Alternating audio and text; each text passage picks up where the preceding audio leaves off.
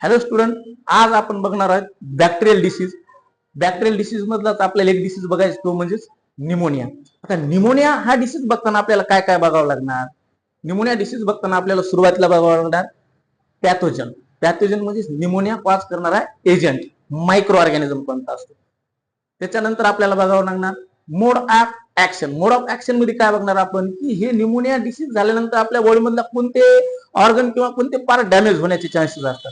त्याच्यानंतर mode of transmission. Mode of transmission मध्ये काय बघणार आपण? मोड ऑफ ट्रान्समिशन मध्ये आपण बघणार की हा बॅक्टेरिया आपल्या शरीरामध्ये एंट्री कशी करतो, बरोबर. त्याच्यानंतर बघणार आपण सिम्पटम. सिम्पटम म्हणजे निमोनिया झाल्यानंतर लक्षणं कोणती आढळतात.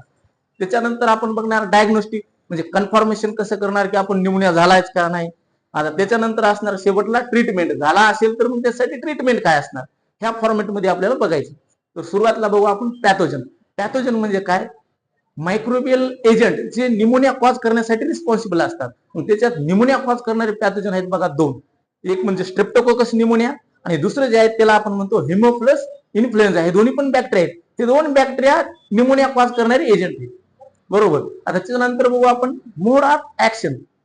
आता मोड ऑफ ऍक्शन मध्ये हा निमोनियाचे जे बॅक्टेरिया आहेत हे काय करतात, आपलं जे लंग्स आणि आलोलाय ह्याला डॅमेज करतात किंवा त्याच्यामध्ये फ्लुइड जमा होतो, फ्लुइड फिल्ड होतो. त्याच्यामुळे काय होते, जे स्पोर आहेत आलोलाय मधले जे स्पोर आहेत ते ब्लॉक होण्याचे चान्सेस असतात, तो ब्लॉक होतात. त्याच्यामुळे रेस्पिरेटरी प्रॉब्लेम अराईज होतात. आता हे झालं मोड ऑफ ऍक्शन. त्याच्यानंतर mode of transmission. Mode of transmission मध्ये काय बघायचं आपल्याला, की एंट्री कशी घेतात हे बॅक्टेरिया आपल्या बॉडीमध्ये.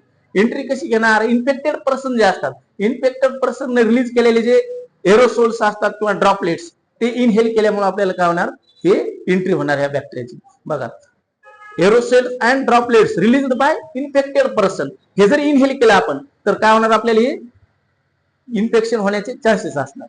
आता त्याच्यानंतर बघा, हे झालं मोड ऑफ ट्रान्समिशन. आता मोड ऑफ ट्रान्समिशन झाल्यानंतर सिम्पटम. सिम्पटम काय असणार? Respiratory problem.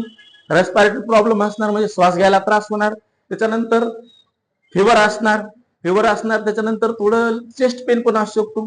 आणि याच्याबरोबर बघा हेडॅक असतं. हेडॅक असणार, चेस्ट पेन असणार, चील असणार. चील म्हणजे थंडी वाजते. आता ह्या सिम्पटम बरोबरच जर समजा सिरियस कंडिशनला गेलं तर काय होतात, lips and finger nails turn into blues colour. म्हणजे ओठ आणि तुमचे हाताचे नख जे आहेत हे निळसर कलरचे दिसायला लागतात सिरियस कंडिशन मध्ये गेल्यानंतर. हे झाले त्याचे काही सिम्पटम्स. आता हे सिम्पटम आढळले म्हणजे आपल्याला निमोनिया झाला असं आहे का, म्हणजे खरंच झालाय का नाही यासाठी आपण कन्फर्मेशन साठी एक टेस्ट करतो. टेस्ट म्हणजे काय करतो आपण, चेस्टचे एक्सरे काढतो, त्याला म्हणतो आपण डायग्नोस्टिक.